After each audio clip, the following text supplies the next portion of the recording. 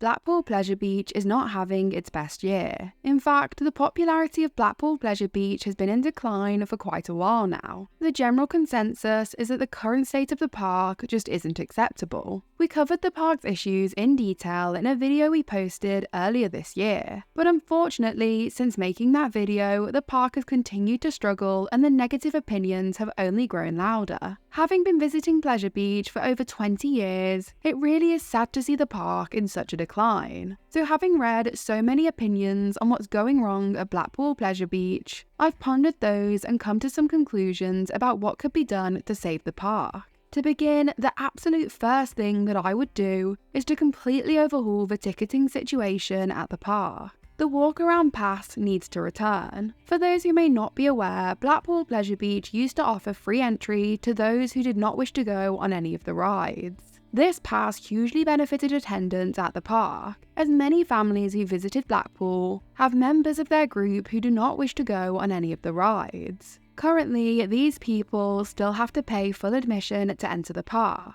leading to many such groups just deciding to spend their money elsewhere. I think for Pleasure Beach to be successful, it's really important that they recognise their audience, and with this, accommodate to them accordingly. Unlike the other major parks in the UK, Blackpool Pleasure Beach can attract a lot of passerbys, but with the removal of the walk-around pass and the high cost of on-the-day entry, their whole ticket system seems to be actively putting off these passerbys. On top of bringing back the walk-around pass, Blackpool Pleasure Beach could also hugely benefit from expanding their ticketing options to more accommodate Blackpool's audience. Reintroducing pay-per-ride options or bringing in a reduced-cost afternoon ticket could really appeal to those who are in Blackpool and just fancy going on a couple of rides or only want to spend an hour or two in the park. An on-the-day price of £50 is also a little steep in my opinion, so I'd bring on-the-day prices in line with the advanced online ticket prices of £35. The current process of buying tickets online is also more complicated than it needs to be, particularly due to the requirement of guests having to upload a photograph of themselves. I would remove these requirements and move to a wristband-based system similar to that still being used at many parks in the UK, such as Fantasy Island. An easier ticketing system with more flexible options should attract more guests and make it easier for guests to give you their money, something any business should be striving towards. On the topic of making it as easy as possible for guests to spend their money at the park, I would also scrap the ban on cash at the park. I understand why a large company with many employees may have its objections to cash, as a fully based digital system makes accounting easier and removes the risk of cash being stolen by employees. But many people still want the ability to spend cash. Blackpool Pleasure Beach does offer guests the ability to use cash to purchase a card that they can then spend within the park. This is a good option, especially for people sending children who likely won't have access to their own card. But this card is non-refundable. So for families who are only visiting the park as a one-off trip on vacation, or parents sending kids to the park on, say, a school trip, it's understandable that they would not want to risk putting too much cash onto this card that they could then not get back if it isn't all spent, which would really be such a terrible waste. To put it simply, this system just overcomplicates things and adds another difficulty for guests visiting the park. My next change would be to the park's operating hours. Parks closing too early is a big issue across the UK theme park landscape. And although local restrictions could be an issue, I'd do everything possible to get Blackpool Pleasure Beach to stay open later. Having the park open later, particularly midweek, could attract locals to visit the park for a few hours in the late afternoon or evening, who currently have no option of visiting the park outside of weekends due to other commitments.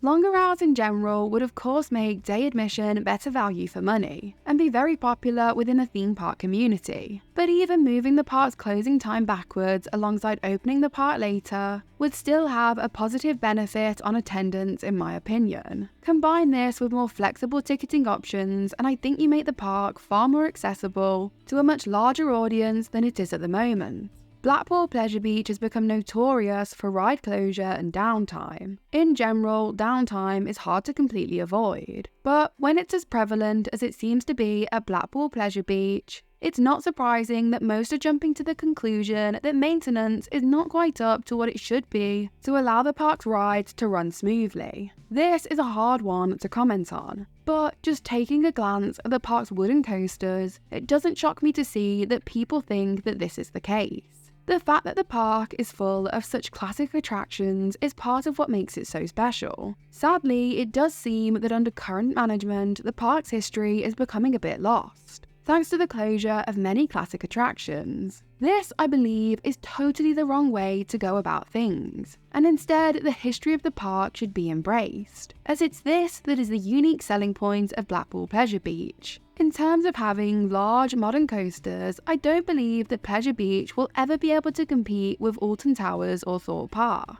Plus, with the addition of Universal Studios Great Britain on the horizon, which we are keeping all our fingers crossed for, trying to go toe-to-toe with these parks feels like a bit of a losing battle. Therefore, I believe that it's more important than ever for Blackpool to lean into its amazing history, to distinguish itself as different from the UK's other offerings. However, leaning into the park's history shouldn't just mean leaving the park's classic attractions alone, but rather ensuring that they are well maintained and cared for to ensure that they still offer a great ride experience.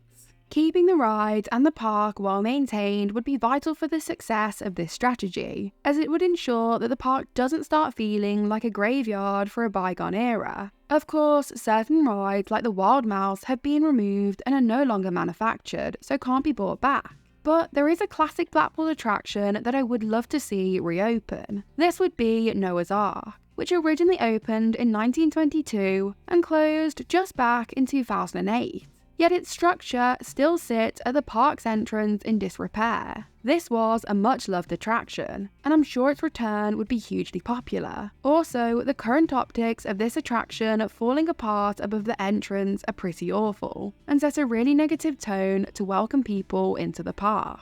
In my last video, I mentioned the messy logo and the name change of the park. Blackpool Pleasure Beach rebranded back in February to Pleasure Beach Resort, and this rebrand also came with a new tagline, which was, "It's more than you think." Pleasure Beach said that this change is the start of a more modern era for the park, and stated that they can no longer rely on their surroundings, history, or heritage to attract guests. As I just said, I don't think moving away from the park's history is a good idea. Personally, I'd keep Blackpool in the park's name, and once again lean into the nostalgia of its early years. I'd personally say that it's the more modern 2000s image of the park that is the problem. Something I believe could be more successfully moved away from by leaning into the park's early history, as its modern day image isn't that much different from its 2000s image. To me, modern Blackpool Pleasure Beach has a pretty bad reputation, and it's the glory of its early seaside amusement days that I believe could best market the park against this.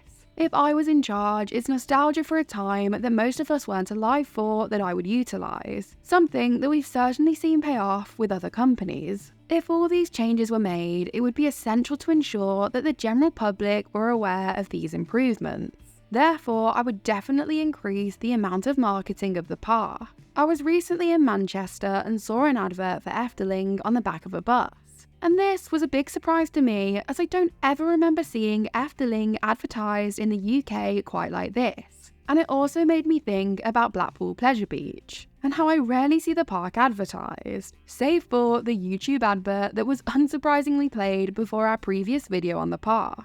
So well done to the algorithm on that one. I think a large marketing campaign to advertise the new direction of Blackpool Pleasure Beach would be vital in allowing the other changes to positively impact the park's attendance. If you enjoyed this video and agreed with us, then all we need is for you to subscribe to our channel and share our content so we can grow, and then we'll be able to buy Blackpool Pleasure Beach and save it for good. But all jokes aside, thanks for watching. Leave us a comment with any of your thoughts on how to save the park, as I'd love to hear any new ideas. Also, please like our video and check out some of our other content in the links in the description.